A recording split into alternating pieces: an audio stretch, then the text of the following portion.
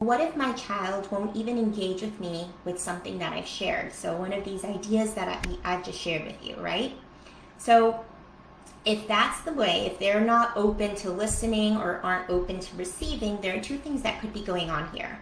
One is they're really trying to take back their agency. And by you telling them something, is they feel like they are not making this decision here, or the idea isn't coming from them, right? And even if they do feel like this could be helpful, they will do anything in their power to take back their agency.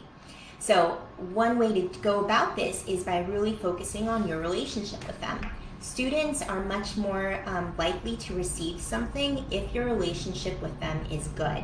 So I see this all the time in our practice. Parents who have really strong relationships with them have filled in the cup enough for that child to be able to receive redirections and feedback in a really open way, right? So parents, I also want to really caution parents on the praise that we give students for grades, because, well, I'll leave that for another session, but if